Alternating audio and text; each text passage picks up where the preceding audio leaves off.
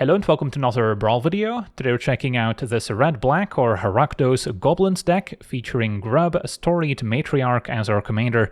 This 3 mana 2/1 has Menace, and when it enters or transforms into the Storied Matriarch, we get to return up to 1 target Goblin card from our graveyard to our hand. So that gives the deck some nice late-game graveyard recursion, excellent in those grindier matchups.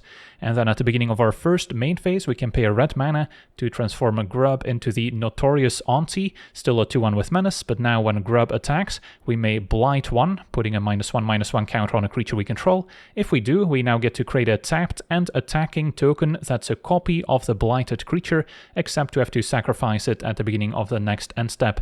So still awesome if we can potentially copy a Goblin that has a powerful enter the battlefield ability, so we still get a ton of value, even if the token goes away later. And then once again, at the beginning of our first main phase, we can now pay a black mana to transform Grub back into the Storied Matriarch, once again getting a creature back from the graveyard, rinse and repeat, and hopefully overwhelm the opponent. So that's our commander. Now I've split up the deck into a few different categories to help with the breakdown. Almost every creature in the deck is a goblin, so then it's mostly about how we separate those goblins into different roles. Starting with our removal, a lot of goblins can deal damage when they enter the battlefield or if we sacrifice them, so they can help interact with the opponent's game plan to slow them down, so we can get to a late game where Grub can really shine. Then we also have multiple goblins that generate tokens when they enter the battlefield to help us go wide, so we can build up a big goblin army and then maybe later pump them up. Then we've got some cost reduction effects, multiple artifacts that can discount our goblins by 1 or 2 mana, making it easier to deploy our hand, and then hopefully we can pair that with additional sources of card advantage so we never run out of threats. And then we've got our various Goblin Lords, as they're known, giving our Goblin creatures +1/+1 and sometimes additional abilities, such as Haste, which can also come in handy. And then we also have some card advantage built into our Goblins, with a Goblin Ringleader, the new Grubs command, and of course Muxus can put those Goblins straight onto the battlefield, as well as some tutor effects to help find them. The Boggart Harbinger has also been recently added to Arena, so we can now play it alongside Goblin Matron to find our key Goblins when we need them. And then we've got our other payoffs for running all these Goblin creatures, and these are often non-creature spells, such as our various artifacts that can pump up our Goblins, as well as draw additional cards when casting Goblin spells, so those are great, including the new Chronicle of Victory. And we also picked up Collective Inferno in Lorwyn, which we can maybe convoke out using our Goblin creatures, and then we can double the damage dealt by all our Goblin sources, which is also quite good. And then finally, the miscellaneous section includes a few more effects that can maybe drain the opponent when our creatures die. We've got the Hexing Squelcher that we can maybe tutor up if we need to play around a counterspell from the opponent, so that can be very useful against mono-blue decks. And then we also have some hand disruption with a Taster of Wares if we're up against a combo deck, or once again against control, can also be very useful. And then the mana base has some powerful utility lands such as Cavern of Souls to make our goblins uncounterable, so that's another key card that we would not want to go without. So that's our deck in a nutshell. Now for the deep dive, starting with our removal. At 1 mana, there's the Mud Button Curse Tosser. A 2/1 can apply a good bit of pressure, and then when it dies, it destroys target creature an opponent controls with power 2 or less. Of course, cannot block, but we also have a few ways to maybe sacrifice it if it needs help. Then there's the Cacophony Scamp, which can deal damage to any target equal to its power when it dies, can also sacrifice it after hitting the opponent, so this also plays incredibly well with our various Lords, which can increase its power. Fanatical Firebrand can always be sacrificed to deal 1 damage to any target. Of course, have to run a Goblin Grenade, which also has a funny animation on Arena, can sacrifice a Goblin to deal 5 damage to any target. Stadium Headliner can sacrifice itself for 2 mana to then deal damage to an opposing creature equal to the number of creatures we control. Tarfire, also a recent addition, is a Kindred instant that's a Goblin, so we can still maybe find it with some of our effects that specifically look for Goblin cards, and then it's essentially a shock dealing 2 damage to any target. Goblin Crater Maker can be sacrificed for 2 damage to a creature or to destroy a colorless non-land permanent. Munitions Expert is one of the better ones, can deal damage equal to the number of goblins we control to an opposing creature or planeswalker. The Broadside Bombardiers, also a very powerful new addition, 2/2 with Menace and Haste, can boast sacrificing another creature artifact, dealing damage equal to its mana value +2 to any opposing target. So it can also maybe sacrifice some of our tokens or token makers, which might have a higher mana value if we need to deal more damage. Then there's a Chain Whirler, dealing 1 to each opposing creature and planeswalker on a 3/3 first strike. Mog Mob can be sacrificed to split up 3 damage however we want, also great to get back with our commander. And then Crippling Fear gives us a one-sided board wipe if we name Goblin, so it can also be excellent against other creature decks. The Sniper we can channel for 2 mana to deal 2 damage to any target, and then maybe later get it back. And then Volley Veteran, also similar to the Munitions Expert, deals damage equal to the number of goblins we control on a 4 mana 4/2. And the new Murderous Red Cap, a 2/2 with Persist, so when it dies it comes back with a -1/-1 counter, and then it always deals damage equal to its power to any target. We technically have a way to go infinite with a Murderous Red Cap, but I'll let you figure that out. And then we've got our token makers with a Battlecry Goblin. If we have Pack Tactics enabled, can also pay 2 mana to pump up our goblins and give them haste, so that can also be a great finisher if we're going wide. The Instigator just makes an extra goblin when it enters. Sear Slicer Goblin, if we enable Raid, will make a goblin token end of turn. The General can make additional goblin tokens when we attack, and then also deals 1 damage to the opponent whenever a creature enters. We've got the Howl Squad Heavy, giving all our goblins haste, which is a very useful ability, and then can also make additional goblin tokens each turn at max speed, can even make additional mana. We've got Squee Dubious Monarch, can enter with haste, making an additional goblin token when it attacks. The Sling Gang Lieutenant enters making 2 1/1 goblins, can also sacrifice a goblin at any point, including itself, to make the opponent lose a life and we gain 1 life. The Beetleback Chief, a 2/2, making a pair of 1/1 goblin tokens. And then a Krenko Mob Boss is great if we get to untap with it, making a 1/1 goblin token for each goblin we control, so this can get out of hand incredibly quickly. Gets a lot better if we can give it haste, so it can immediately activate, and maybe those goblin tokens can now also attack right away. And then a Siege Gang Commander, making 3 1/1 goblin tokens, can also sacrifice them for 2 mana to deal 2 damage. Then we move on to our mana section, where Skirk Prospector is great, especially with our goblin token makers, as we can now sacrifice a goblin to make 1 mana. The Scrounger can blight each turn, making a treasure token. The Soul Trader can sacrifice our creatures to make a treasure token, so that can also be a way to ramp us if needed. Fable of the Mirror Breaker, of course, doesn't need an introduction. One of our few non-creature spells, but of course it still makes goblins on either side, so it's still very synergistic and can maybe re-enable some enter the battlefield abilities with a reflection of Kiki Jiki. Goblin War Chief discounts our goblins by 1 as well as giving them haste. And then we get to our artifacts, where Herald's Horn discounts our goblins by 1, can also maybe reveal the top card each turn. If it's a goblin, it goes into our hand. Patchwork Banner gives our goblins +1/+1, making a man of any color. Urza's Incubator can discount our goblins by 2. Now this is symmetrical, but there's not too many other goblin decks out there. And then Gathering Stone is the new and improved version of Herald's Horn, a little bit pricier, but triggers when it enters, and we can now also decide to put the top card into our graveyard if we don't like it, and if we're maybe looking for something specific. Then our Lords start out at 2 mana with Horde Master, also gives us a bit of sweeper insurance. Then they recently brought back Mad Auntie, which can also tap to regenerate another target goblin, an ability that has been phased out in recent years, but basically means if a creature regenerates, the next time that turn it would be destroyed. Instead, tap it and remove it from combat and heal all damage, so it essentially gives a creature a regeneration shield that can save it once. Then we've got Bomber, which can also maybe give our goblins flying if we activate it. There's the Chieftain, giving our creatures +1/+1 and haste. The Bandit Lord can also activate to deal damage equal to the number of goblins that entered this turn. And the Trash Master can also sacrifice our goblins to destroy opposing artifacts. Then moving on to our sources of card advantage, Conspicuous Snoop can play goblins off the top of the deck, can also maybe copy their abilities, which can occasionally come in handy. Moria Marauder rewards us for hitting the opponent with our goblins, as we now get to exile the top card of our library that we get to play this turn, so it can also play lands and any spells that we have the mana to cast, of course.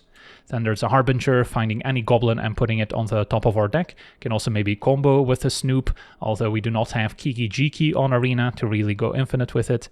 Then there's a Goblin Matron, which simply finds any goblin and puts it into our hand. Then a Goblin Ringleader will reveal the top 4 cards of our library, putting all goblin cards revealed this way into our hand, whereas Grub's command has multiple modes, and one of those is to mill the top 5 cards of our library, putting each goblin card milled this way into our hand as well. Can also destroy an artifact or creature, can copy a goblin we control, or give our creatures +1/+1 and haste until end of turn. And then there's Muxus, revealing the top 6 cards of our library and putting all goblins with mana value 5 or less from among them onto the battlefield, and it also gets additional power when it attacks. And then our other payoffs include Metallic Mimic, which can name Goblin when it enters, and then now goblins that enter pick up an extra +1 counter. Boggart Mischief can blind one when it enters, making a pair of goblin tokens, and now when our goblins die, the opponent loses 1 life and we gain 1 life. Door of Destinies, also a recent special guest, can name Goblin, and then now whenever a goblin enters, it gets extra charge counters, giving all our goblins +1/+1 for each charge counter on it. Roaming Throne can double the triggers from our goblins. There's Collective Inferno, which we can convoke, doubling the damage from our goblin sources, as well as Vanquisher's Banner, giving us +1/+1, as well as drawing a card when we cast a goblin spell, and the newer Chronicle of Victory, a little bit pricier, but gives +2/+2, First Strike, and Trample, in addition to drawing us extra cards. And then a Bloodline Bidding, if we end up with a lot of goblins in our graveyard, can get them all back at once, can also convoke it by tapping some of our creatures. And then our miscellaneous section, we mentioned most of them. Squelcher, great to get against blue decks where we need to play around counter spells. The Curse Crafter can also drain the opponent when our goblins die, similar to Pashalik, which can now deal 1 damage to any target, can also sacrifice our goblins to make a pair of them. The Trawler is often going to be played as a land, but occasionally we might want to tutor it up if we need to exile a graveyard, and then Taster of Wares gives us a bit of hand disruption. And then our mana base has some useful utility lanes. Phyrexian Tower can function as a sacrifice outlet to maybe get a goblin in the graveyard that we can then get back with our commander, but this can also ramp us if we have an expendable goblin token, as we'll get an extra mana from it. Takenuma can be channeled to mill a bunch of cards, filling the graveyard for Grub, and can also get a creature back. Arena can give our creatures haste. Castle Emberth can give them 1 extra power.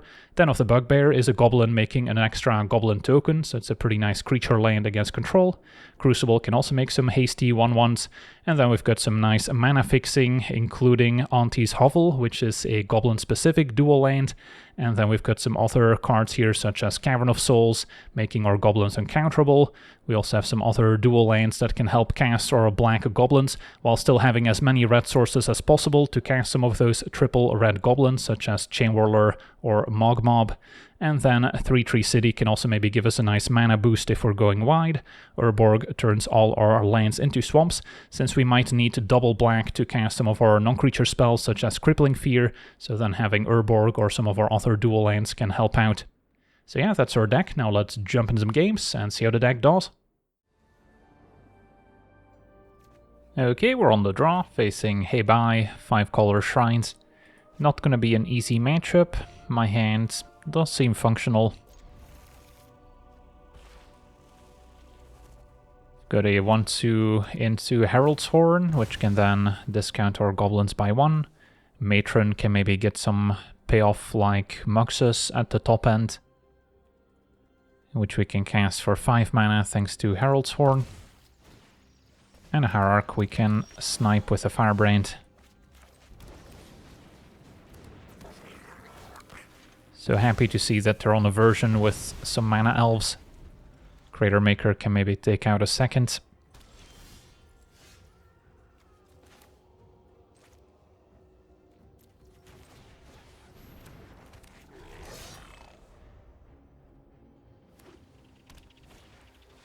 Oasis for card draw, that's a good one.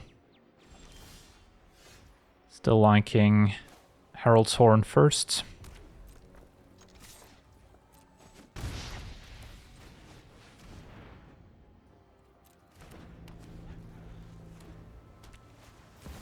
And a Life's Origin.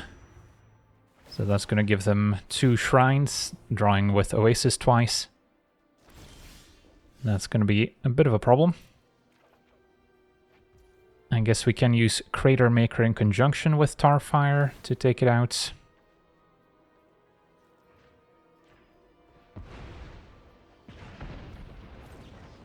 And then still Matron for Muxus.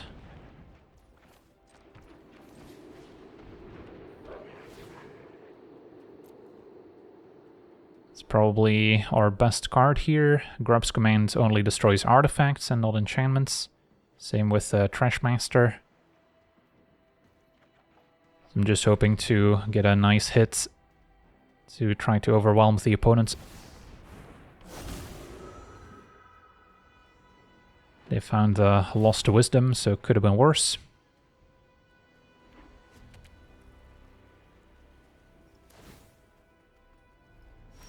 Although they might have a Swords to Plowshares up here, which can answer Muxus.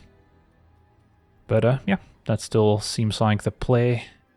Unless I want to wait to play Muxus with Phyrexian Tower in place, I can sacrifice it in response to an exile effect, and then Grub could maybe get it back. But the problem is I'm not doing anything this turn if I'm going for that play. So, unfortunately, I'm still gonna run into it here.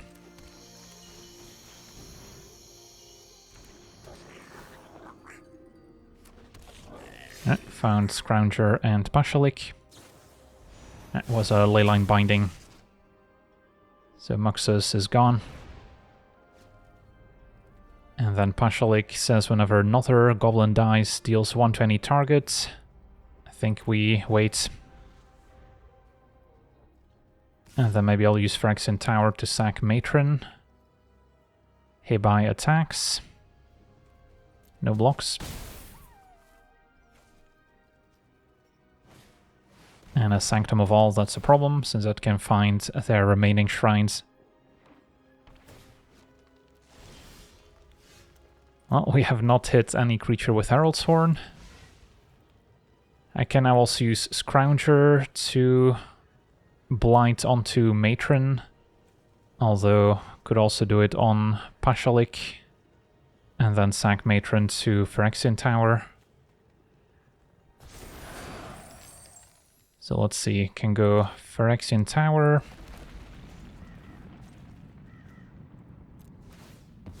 Sack Matron, deal with the Shrine. Play Incubator. Play a 1-mana Grub. And get back Goblin Matron.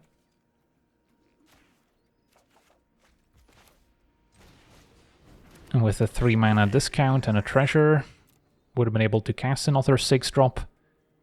But I'll have to pick something else now. Yeah, like Volley Veteran could deal with one of their creatures, but that's not really the problem. Is there anything I can find that maybe deals with an enchantment somehow? It's not really Rakdos' strength.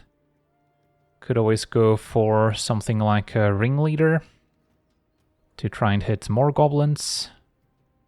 Or what I also don't hate is going for the command. Does this only affect creatures? Yeah, creature spells. So that wouldn't give Grub's command a discount. But we could go for Ringleader, which then can maybe find more goblins.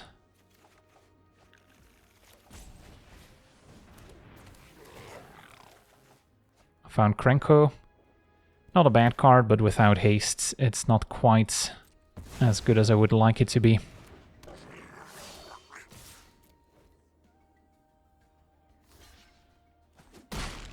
Our best hope was a better Muxus hit and some more goblins of Ringleader. Have not found anything of Herald's Horn, so we've not been getting too lucky with our top cards.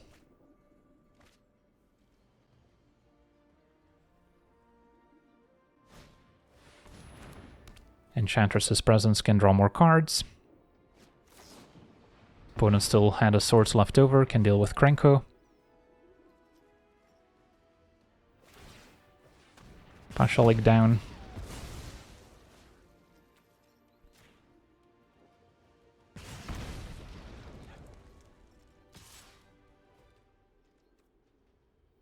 No blocks.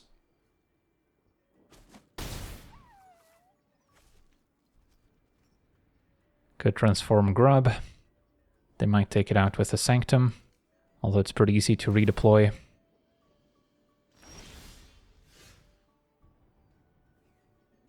Alright, we finally found a Goblin. And a Battlecry Goblin as well.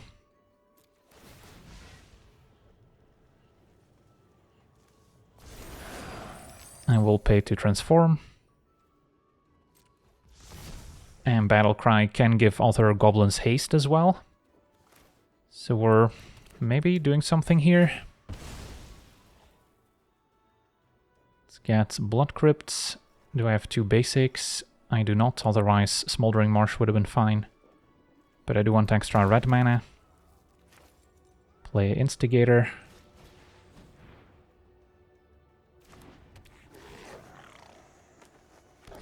Play Battle Cry. And then I have to activate Battle Cry. And then go to attackers.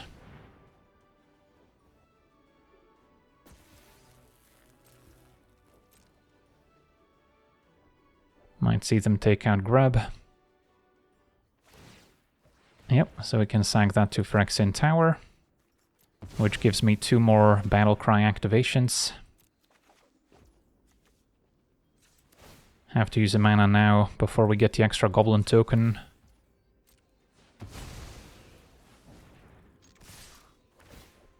Alright, how much damage are we talking? Looks lethal to me. Alright, sweet. So yeah, even without getting too lucky, we still got there. On to the next one. Alright, we're on the play. We have a functional hand facing Rofellos. Scamp actually threatens to take it out. And then Harbinger may need to find another answer. Because if they block the Scamp, of course we trade. If they don't, we sacrifice it and still deal 1 damage to it.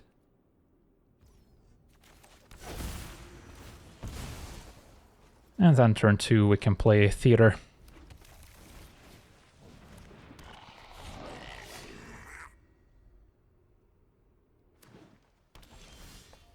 Chain Whirler is yet another answer.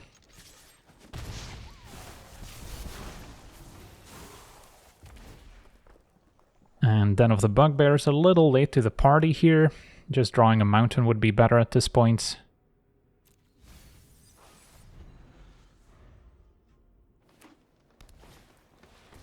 Boots for Hexproof and Haste. Okay, now War Chief looks good. So the Scamp won't be able to answer Rofellos. But if I draw a land for Chain Whirler, that's still good.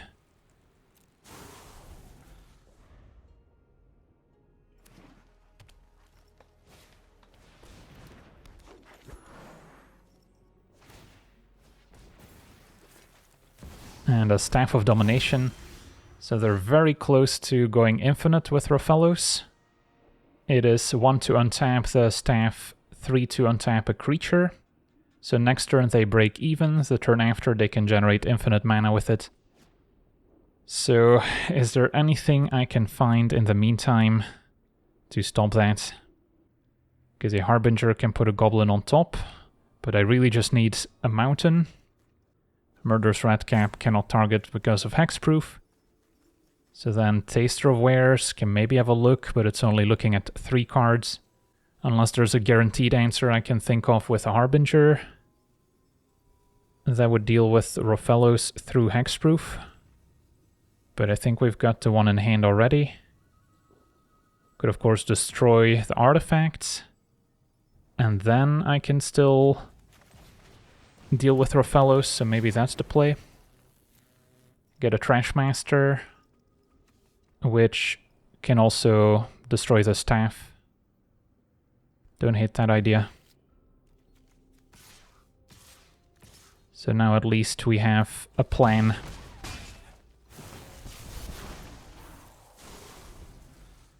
Play a 3-mana Trashmaster. Destroy the boots. But our opponent does have 8 mana here in the meantime for a Vorinclex.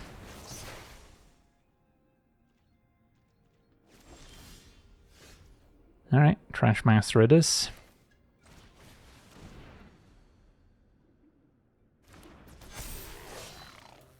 So I guess I can attack with Harbinger and Scamp. Opponent can still gain life on the way out.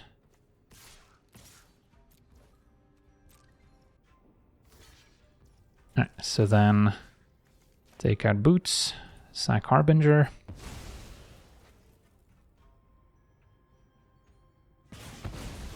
Damage happens. And then I can sack Scamp to the Trashmaster's ability, taking out Staff as well, and answering Rofellos.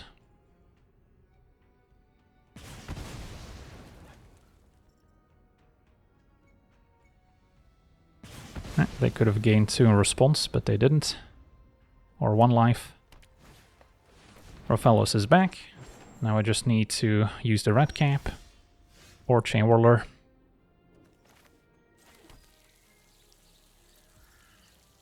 What's better?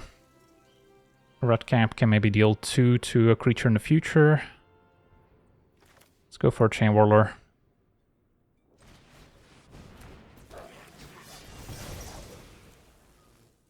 I don't think I attack. Could get 6 damage in.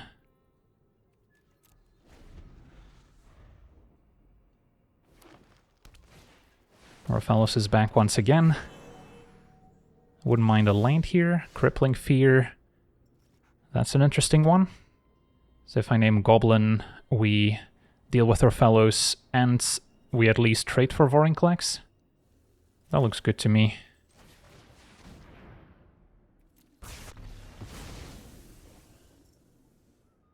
They don't have a good block on the Chain Whirler, so yeah, I imagine it's a trade for Trashmaster. And then with her opponent at 6 life, we've got some more hasty creatures coming in.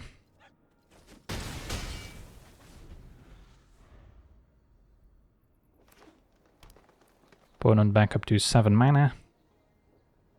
There's plenty of big green creatures that can stabilize them. Tooth and Nail putting 2 cards into play from their hand. It's 2 Eldrazi, which are incredibly scary, but luckily their cast triggers don't work when you just cheat them into play. Okay, so now what? This one has Annihilator 4, so if it attacks we have to sacrifice 4 permanents. Yeah, Taster Wares would have been a nice one just to snipe one of those cards. Howl Squad still makes another token, everything's got haste. Maybe I do just go Howl Squad plus Taster. What does an all-out attack look like? Block, block, take 5, fall to 1. Alright, take that statue. So an all-out attack has our opponent blocking Chain Whirler and Taster, going to 1. To the Annihilator I could sack my lands.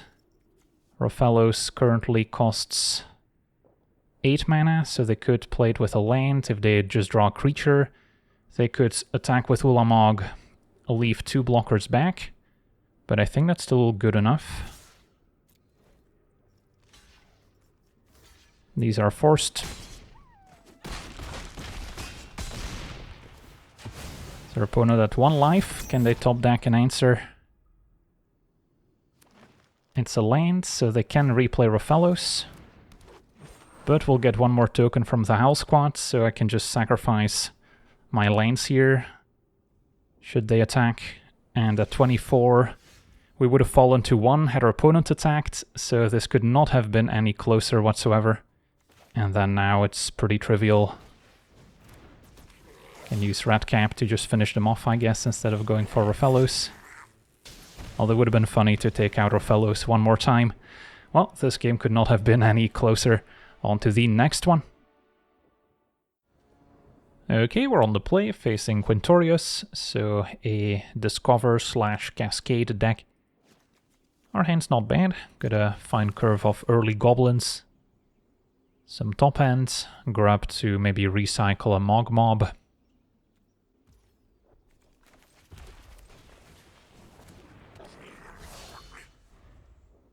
Although we can expect the opponent to be on a pretty controlling strategy if they want to protect their Planeswalker.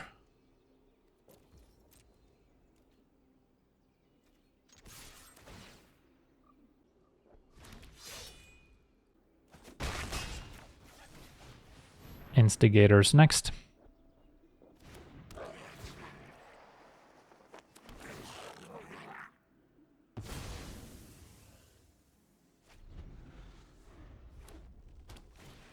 And a Birth will Search up a plains, next turn make a wall. Definitely plays well in a Super Friends style of deck. Well, Krenko is the type of card that sort of wants us to overextend.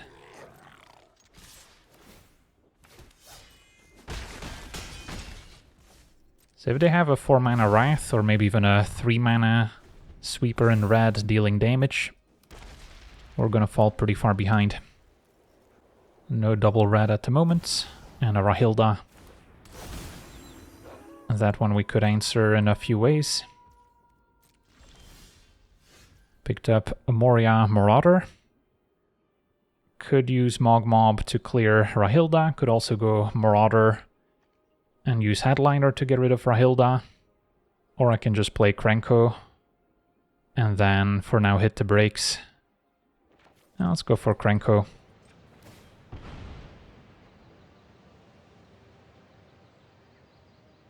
Get a Blood Crypt. No real advantage to attacking with a mob.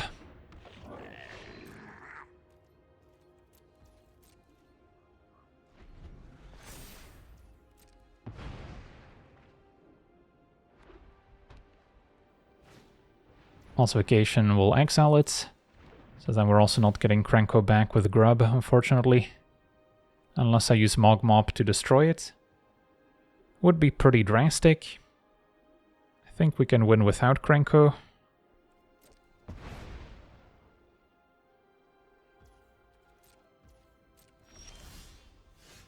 And a Curse Tosser. Okay. So I could also use Mob to deal 1 damage to the Curse Tosser to destroy Rahilda and still deal 2 damage elsewhere. Seems like a reasonable turn for a Moria Marauder. And then attack, use Headliner on Rahilda. And then get some card advantage, hopefully.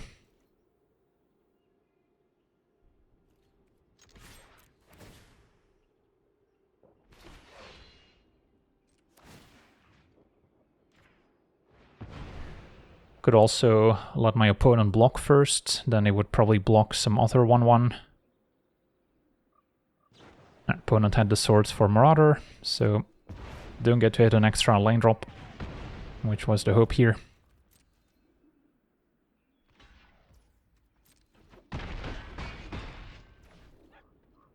Alright, pass a turn, gonna keep Mogmob in play for now.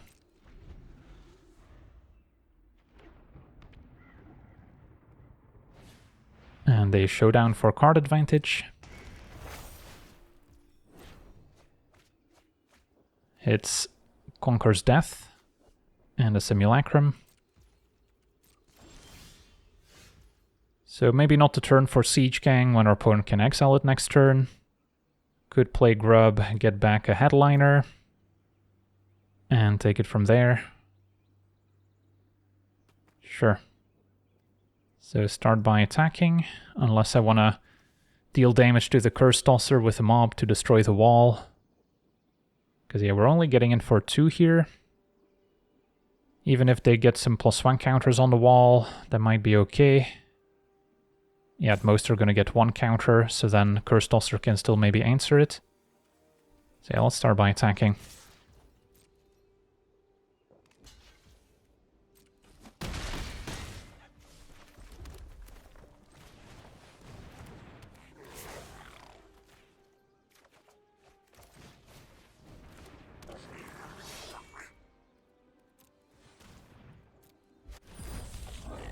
Okay, pass a turn.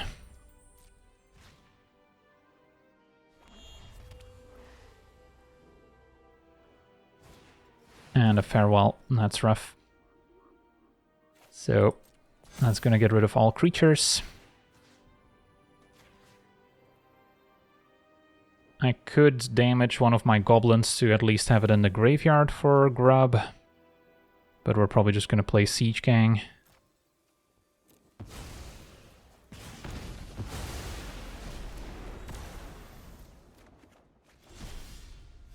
At least those other cards they exiled go to waste.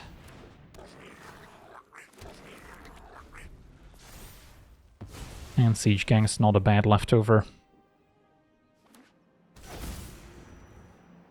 Is it time for Quintorius? Nope, opponent takes out Siege Gang first.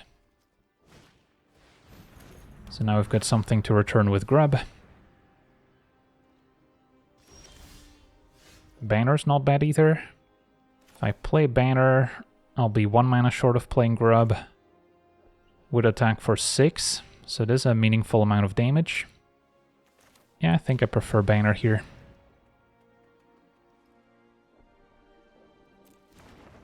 Also maybe a little bit better in the face of another board wipe.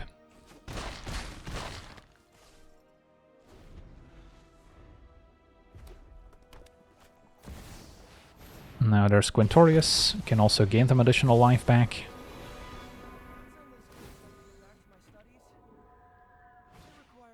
And trapped in the screen. Can also hit artifacts, so I'm surprised they went for a Goblin token. Okay, so I can now play Grub. Still attacking Quintorius, I believe.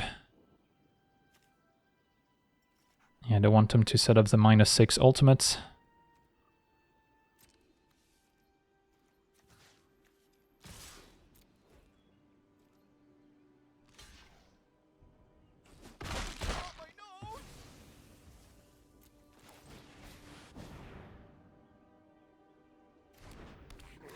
I think we still go for Siege Gang.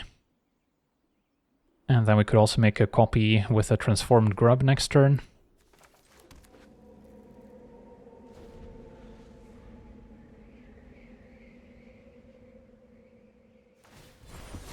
Quintorius goes Discovering. Goes past the Sweeper, ends up on a Tunnel Grinder. Amulet is also a nice combo with the Virtue of Courage. Could provide them with extra cards. But yeah, opponents may be looking for another board wipe. The Wandering will keep them alive.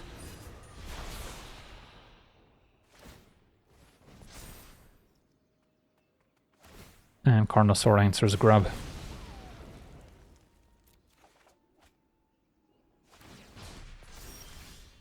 A Ringleader's not bad either. Might want to save that for next turn, and for now still play Siege Gang. And then we have the ability available to deal 2 damage. So yeah, opponent still needs to find a board wipe. No point in attacking with the One Ring, protecting them.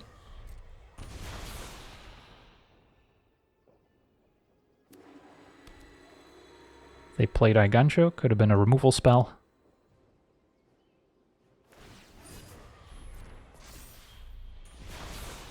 One Ring draws. Plays Quintorius.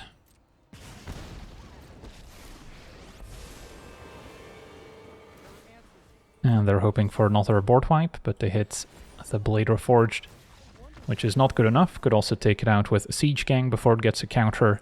And there we have it, on to the next one. Okay, we're on the play, facing Glarb, Calamity's Augur. Our hand seems functional. Can get on the board early with our 1-drops, bump them up with a Bomber. And they also double up as removal.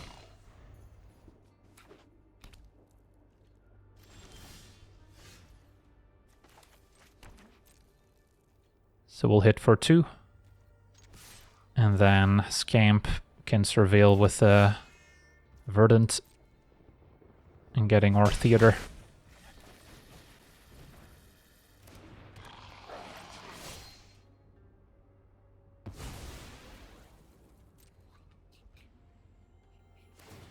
Currently no amazing target for the Mischief on the battlefield. Would prefer to blight onto a creature that survives the -1 counter. And if Scam gets a -1 counter, it also doesn't deal any damage. Opponent getting the Sewers to surveil. Gets rid of Airtie. So you can expect a pretty high curve on a Glarb deck. They might have some board wipes. Opponent reanimating Airtie. That's a good use of your surveil. Takes care of the headliner. Alright, let's surveil response then.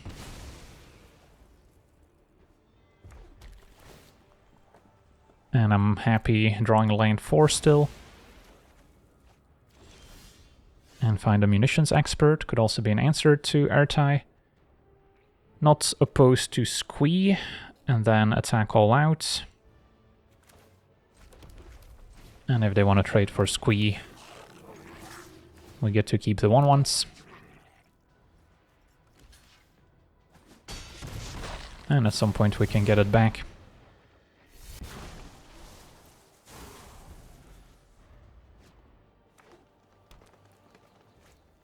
And there's Glarb.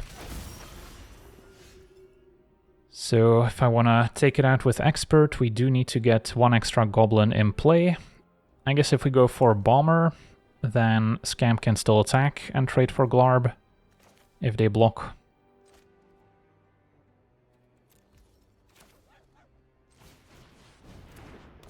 But yeah, I'm not gonna activate the Bomber because it only trades if they actually block.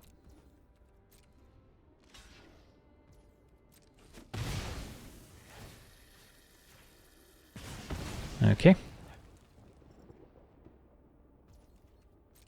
We did pick up Muxus, so we've got a powerful late game. Exploration for additional land drops.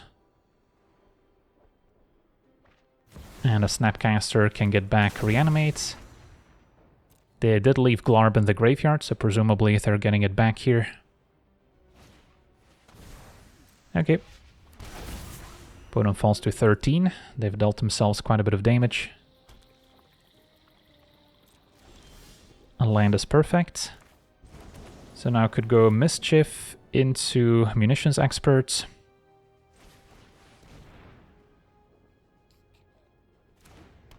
And then we can blight onto the Bomber.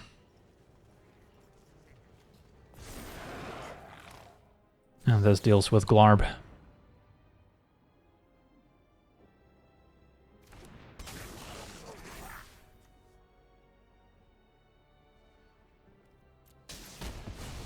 Token can attack.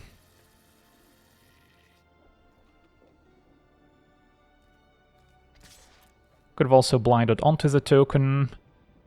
Could have gotten awkward if they had some answer to the Bomber. And at least now we're not putting all our eggs in one basket. So yeah, with our opponent at 12, now 11, the Mischief adds up quickly. 3/3 City helps us cast Muxus, and we haven't even touched our commander yet. Glarb is back for a 3rd time, and yeah, opponent scoops it up, don't even need to show them Muxus, but we're pretty far ahead on board. On to the next one. Okay, we're on the draw, facing Lumra, mono-green landfall. We do have some early removal, so if our opponent's on a bunch of mana elves, this could work out. I'll try it. And Dust Bowl into Expedition map. Not quite the start we wanted to see.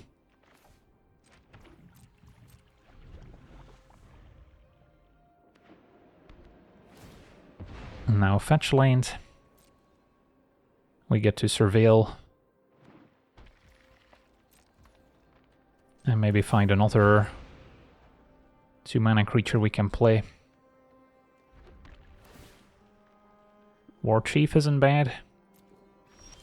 Can discount our goblins. And for now we've got Munitions Expert available.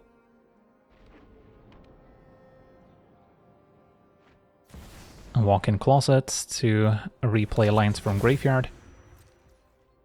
Do I bother playing the Expert? I think I wait. Would have been a fine Seer Slicer enabler. But we'll start with the War Chief. At least I don't expect a lot of removal out of the Lumra deck. And the next turn we can try to unload some more creatures. Would not mind drawing more lanes.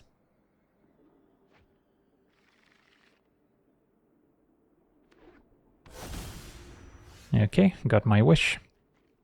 So that can just get a mountain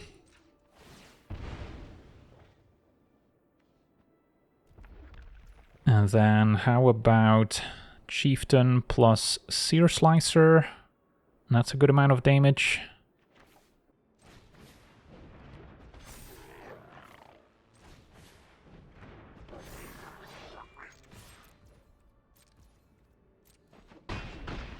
Could technically sacrifice something to play Grub and then get it back. Does that make sense? Not really.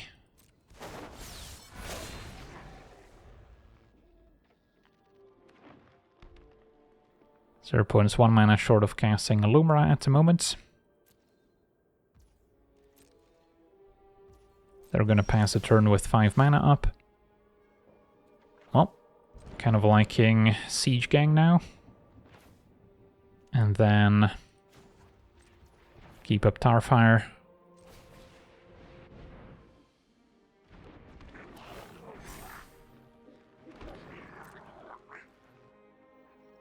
This is a lot of damage.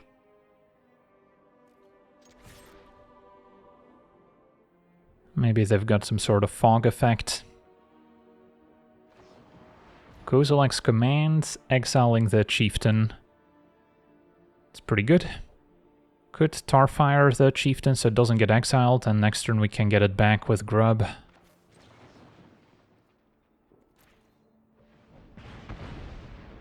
That's where keeping up Phyrexian Tower instead could have paid off. So we still get a good chunk of damage in, and next turn we can just get our Chieftain back. Going wide is not a bad plan against Lumra, since it's usually going to be the biggest thing in play.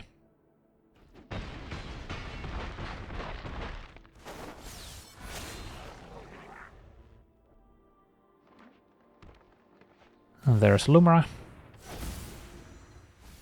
Opponent milled 3 more lands, so yeah, they got some good value.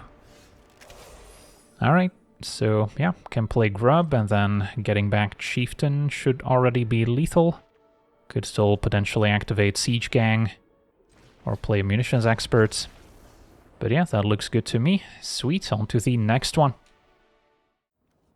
Okay, we're on the play, facing the Grand Goatnapper. So probably the worst possible matchup for us to draw Urza's Incubator, as our opponent's also going to be playing a bunch of goblins. I guess they could only have the Goatnapper as their goblin and then just be some other type of deck. But yeah, I think we still mulligan. And this one needs a 3rd land, but can try it with an extra Surveil from the fetch land. We should be alright with Fable potentially making more treasure. And then our late game's looking good with Ringleader and Muxus. So yeah, it's not a goblin deck. Opponent looking to steal and then maybe sacrifice our creatures.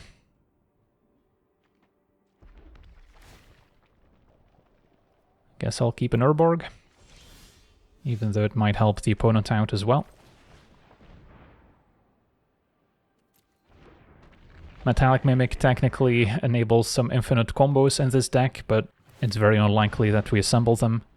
But yeah, the Persist creatures can technically come back over and over with a Metallic Mimic in play. So the Murderous Red Cap plus a sacrifice outlet like the Soul Trader could go infinite. Virus Beetle discards Squee, can get it back later. And Ashnod can sack the Beetle, but decides not to. Still gonna play the Fable, wanna keep hitting those line drops. Trying to get ahead of mana. Although a Mad Auntie is quite nice as well. Don't often see Regenerate on Arena these days. Zealots, another sacrifice outlet once they steal our creatures. But that's where having goblins that provide card advantage when they enter is pretty important. Take 1. Phyrexian Tower's not bad. Might actually get rid of the Auntie, because it doesn't help if our opponent steals our creatures. If we can then regenerate them, because we no longer control them. Okay, so this turn, Ringleader. Can still attack with a Goblin Shaman. And hopefully find some more goblins.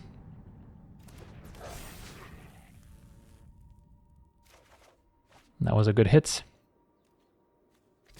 Yeah, let's send in both.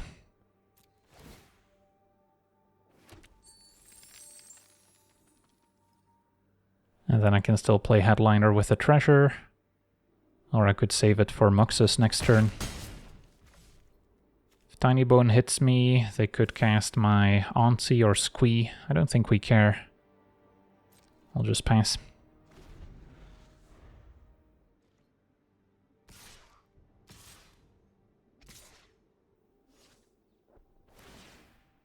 Death Toucher's attack. Sacking the Virus Beetle. Possible that a sweeper's incoming.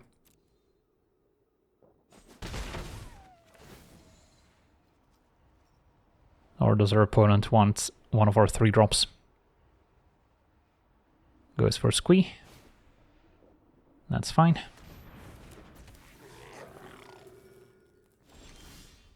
And a Trash Master.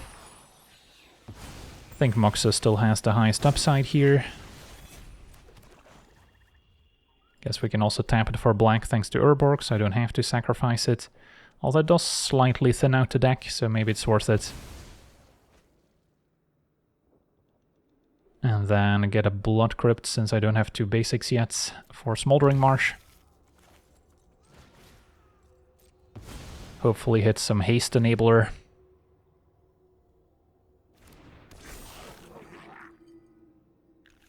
Wow, we completely whiffed. Found 2 of our artifact payoffs and a Goblin Grenade. So that was a setback. Now I do still have Reflection plus Ringleader. Maybe should not have attacked with Ringleader so we can copy it next turn. But I also have a ton of leftover goblins in hand. Can always sacrifice Muxus to tower, bring it back with Grub and try again. So we have options. Hang on to the treasure for now. If our opponent does play a board wipe, I might need the extra mana. Now I guess our opponent can try to steal one of our goblins and then sacrifice it to Ashnod.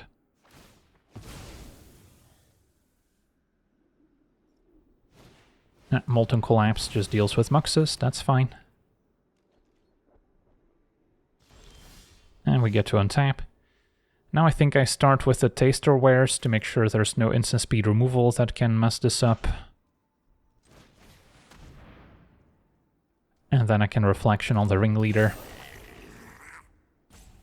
Reflection on Taster is also a pretty powerful combo, just rip their hand apart. They're gonna Fling, taking out the Mimic. Can sack it in response. And see what's left. Maskwood Nexus, Chaos Warp. Take the Nexus. And then, yeah, I think activate Reflection on Ringleader.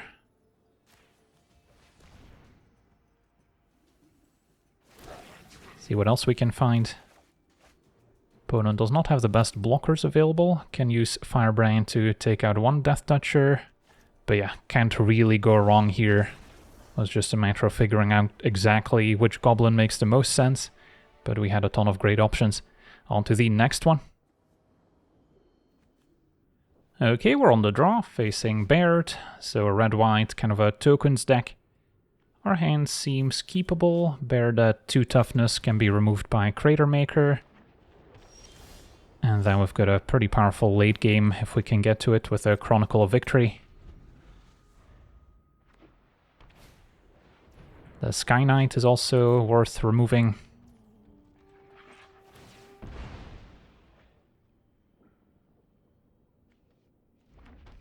So that's immediately gonna grow up to a 3-3, so we got pretty lucky to find the Munitions Expert here. Because yeah, otherwise what happens, our opponent plays Baird, this grows, opponent gets another token, this is a 3-3. So I'll just deal with it right away. And then next turn, if they play Baird, I could go Crater Maker activate. we're happy to play a grindier game since our late game's looking good. So yeah, that's one potential play. I think it's the best one we have, or we can go for Horde Master attack or just play Marauder, setting up Horde Master for next turn. But Crater Maker uses up all my mana, so I don't mind it here. Chip in for 1. And then next turn we can maybe double spell Horde Master with Marauder. Siege Veteran will pick up a +1 counter.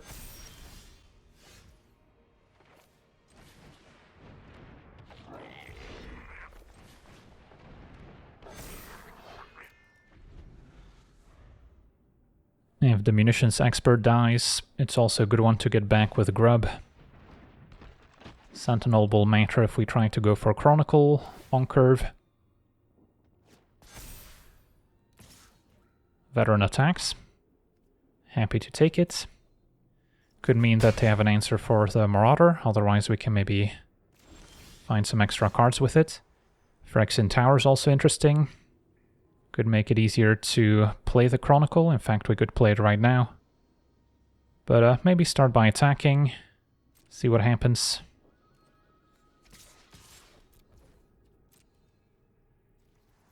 If I hit a land, I can still play it.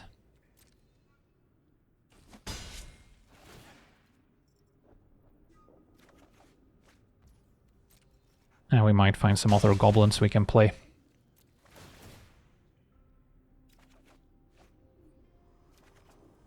Well, those were some great hits.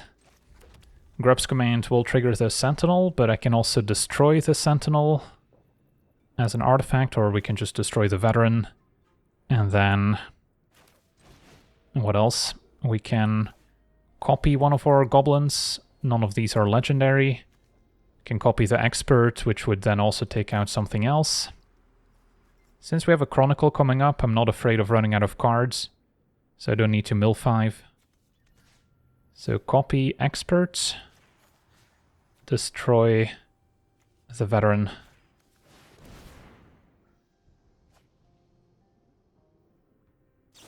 Opponent had a Glamour to flicker it.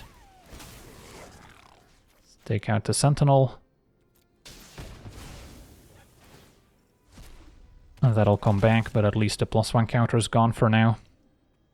And next turn we can play Chronicle without having to pay the tax.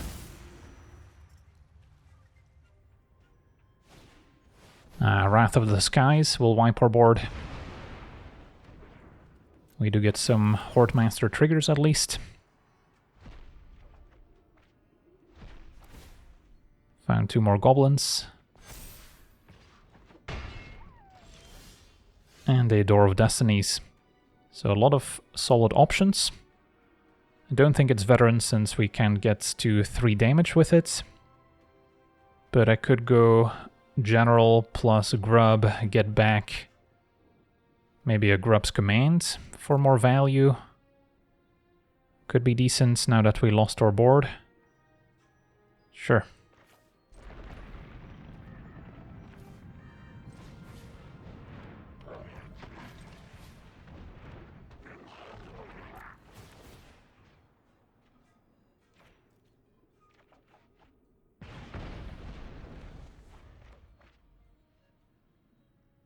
And then opponent now with an Enduring Courage.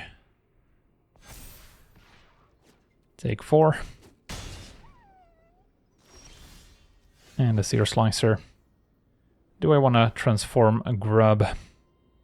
Not necessarily.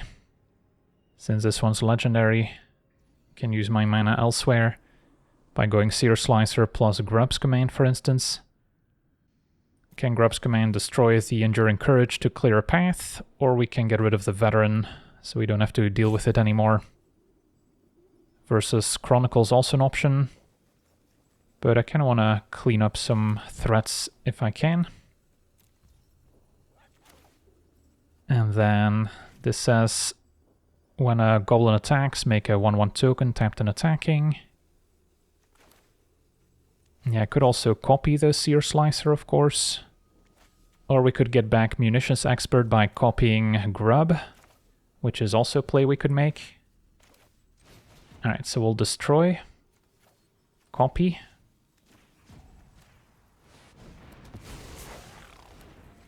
Keep the token, I guess. Send that back to the command zone. Get back Munitions Expert. Although, yeah, I tapped a little awkwardly, leaving myself with Phyrexian Tower here, when I meant to just leave a black to take out Enduring Courage. So now I would have to sack the Grub token, which I guess is fine, or I can just play a Seer Slicer anyway.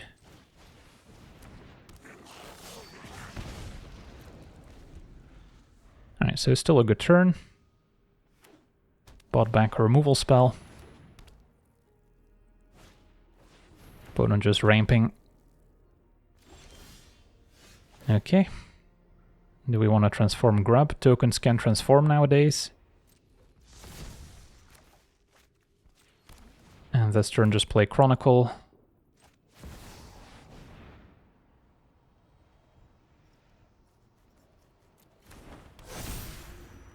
And then we can afford to attack. Blinding onto the Seer Slicer.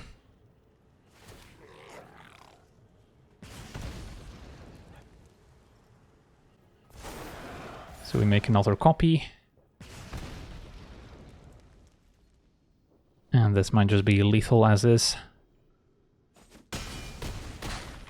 Alright, and that'll do it. Awesome.